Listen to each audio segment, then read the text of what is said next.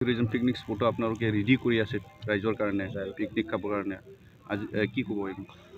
প্ৰথমতে আমি নিউজ চেনেলক ধন্যবাদ যাচিছোঁ আপোনালোকে ইমান কষ্ট কৰি আমাৰ মাজত আহিছে তো নিজলাগুৰি পিকনিক স্পট বুলি ক'লে আমাৰ এইটো 4 নম্বৰ অপেনিং আপোনালোকে জানে বহুত বছৰ হৈছে যেনেকৈ প্ৰাকৃতিক পৰিৱেশবিলাক বহুত ভাল আছে আমাৰ আপোনালোকে নিউজত চব দেখা পাব যেনেবা আমাৰ মেইন হয় আমাৰ ডেকৰেশ্যন মানে দলং আৰু ফেচিলিটিবিলাক বহুত আছে ইয়াতে পানীৰ ব্যৱস্থা আছে দোকানৰ ব্যৱস্থা আছে আৰু পাৰ্কিঙৰ এভেইলেবল ব্যৱস্থা আছে আৰু ৰাস্তা ঘাট ভাল আছে আৰু নেটৱৰ্কবিলাক চব পায় সব সুবিধা আছে ইয়াতে আমি 21 তাৰিখৰ পৰা আমি 21 ডিচেম্বৰ পৰা আমি খুলিব বিচাৰিছোঁ আৰু 27 জানুৱাৰীলৈকে সুবিধা প্ৰথমতে আমি ইমান দূৰৰ পৰা মানুহবিলাক আহে ষ্টুডেণ্ট আহে টিচাৰ ষ্টাফ আহে গভৰ্ণমেণ্ট এমপ্লয়ীবিলাক আহে সিহঁতৰ কাৰণে আমি প্ৰথমতে ইউনিৰেল লেট্ৰিন এইটো ব্যৱস্থা কৰি দিছোঁ আৰু দোকান পোহাৰবিলাক বহুত আছে আৰু আমাৰ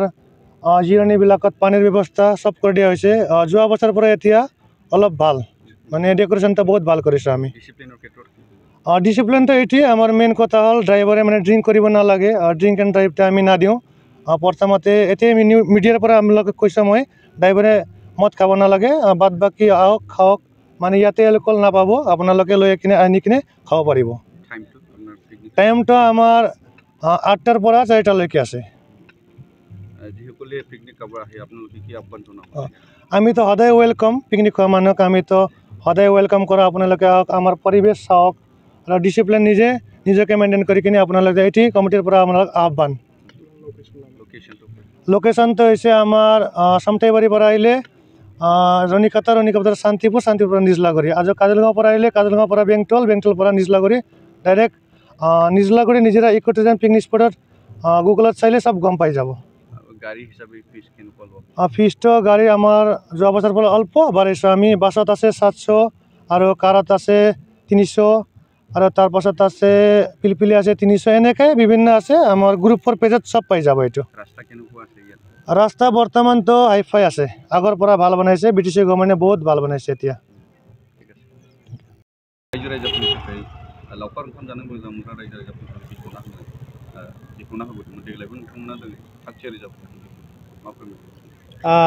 गिबियावनो मिडिया नोंथांमोनखौ बरायग्रोनाय थाबाय जोंनि निज्लागुरि निजोरा इको टुरिजमाव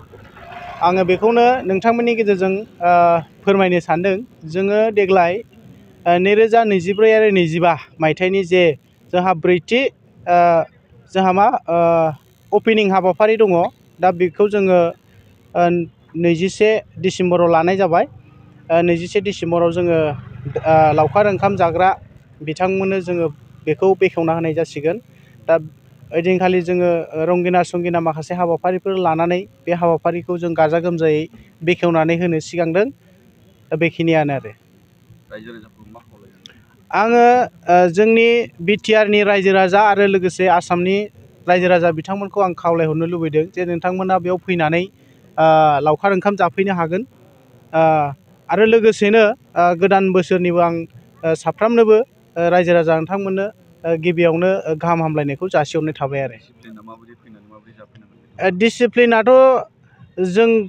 गावनि आब्रुथिखौ मोजाङै लाखिनानै बाव फैनांगोन जाहाथे बाव जानला मोनला माने लोंला जाला जाया बांद्राय गावनि आब्रुथिखौ लानानै बाव फैनानै मोजाङै फैनानै पिकनिकखौ मोजाङै जानानै थांफिननो हागोन आरो बेखिनियानो गोबां समाव नुयो पिकनिक जाफैखांनायनि उनाव रंजानायखौ मोजाङै रंजानानै लामायाव थांनानै माखासे एक्सटेन्ड जाहैयो बिथांमोनखौ लोंनाय जानायाव माबायदि कन्ट्रल माबायदि डिसिप्लिन थानांगौ आं मोनसे खावलायनो लुबैबावदों बाथ्राया जाहैबाय मेन जोंहा गारि सालायग्रा ड्राइभारनि सायाव बिसेसकै सिन्था खालामनांगौ जोङो गोजाननिफ्राय फैनानै जुदि बेयाव ड्राइभारा जुदि जौ लोंनानै बे गारिखौ सालायलांबा निस्सय एक्सिडेन्टआ जाखागोन ओंखायनो आं खावलायगोन ड्राइभार बिथांमोनखौबो जे गारिखौ जौ लोंनानै सालायनो नाङा नांगौबा नोंथांमोना बेनिफ्राय थांनानै लोंहै न'आव आरामनो दा जाहाथे बाव मोजाङै मोजां पिकनिक जानो फैनानै आरो जाखांनानै जाहाथे न'आव मोजाङैनो मोजां सौहैयो आं बेखौनो आसा खालामो आरो नोंथांमोननि पिकनिक स्पटआव मा नुनो हायो मा दङ ओरैनोथ' जोंहा समायना बैग्रि बागान दं ओमफ्राय जोंहा निजरा दै दङ बे बोहैगासिनो बेनिफ्राय जों देग्लाय गराय हर्स राइडिं थागोन आरो गोबां जोंहा गथ'फोरनि गेलेग्राफोर थागोन आरो हैलांफोर बेबायदि आरो बेनिफ्राय दलांखौ जों देग्लाय दस्रा सिस्टेमनि बानायदों डिजाइनखौ गोबां सेल्फि पइन्टफोर दं दा बेफोरनो आरो लामायाथ' जोंहा सामथाइबारिनिफ्राय फैयोब्ला गुरुबासा मोनगोन, गुरुबासानिफ्राय रुनिखातानिफ्राय डाइरेक्ट सान्थिपुर मोननाय लोगो लोगो सानजा फारसे फैनाय लामाजों हाबबानो निज्लागुरिखौ मोनगोन। आरो बेनिफ्राय जोंहा काजलगावनिफ्राय फैयोब्ला डाइरेक्ट काजलगाव टु बेंटलनिफ्राय थुक्राझारनिफ्राय डाइरेक्ट निज्लागुरि ग्रोब मोनफैखायो आरो फैबानो जोंहा लांगोनायाव निज्लागुरियाव जोंहा गेट दंखायो। दा बे गेटजों हाबबोनो हागोन आरो बाव खुनु आन्दायनांगौ गैया। आं बेखौ नोंथांमोननि सिगाङाव फोरमायथिदों आरो बेखेवखालि आर्टिस्टफोर थागोन नामा? ओरैनो जोङो 4 रिंगानिफ्राय कालसारेल प्रग्राम जों लानाय जादों बेखेवनाय हाबाफारिजों। दा बेयाव जोंहा जोंनि ओनसोलनि बिटिआरनि जे जौगाफुनाय मेथाइ रोजाबगिरि एबा खनगिरि जा जेसि बिथांखौ जों लेंहरनाय जादों।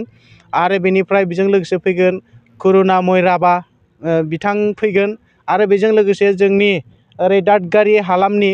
जोंहा मोनसे जम्बु बेन्ड होननाय दङ, बिथांमोनाबो फैगोन आरो बिदिनो जोंनि लकेलनि माखासे जाखांफुनाय मेथाइ रोजाबगिरि फंबाय बिनानाव आरो बिथांमोना बाहागो लागोन आरो गारिनि फिसा बेसेबांसो? गारिनि फिसाथ' जों देग्लाय एसे बारायनाय जादों। माने दानि जे थासारि गासै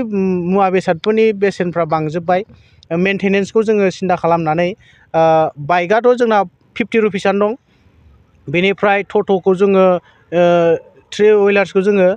200 लानाय जादों। बेनिफ्राय कारखौ जोङो 300 लादों। बेनिफ्राय मिनि बास ट्रेभेलारा 500। बेनिफ्राय बासखौ जोङो 700 लानाय जादों आरो बेखिनियानो।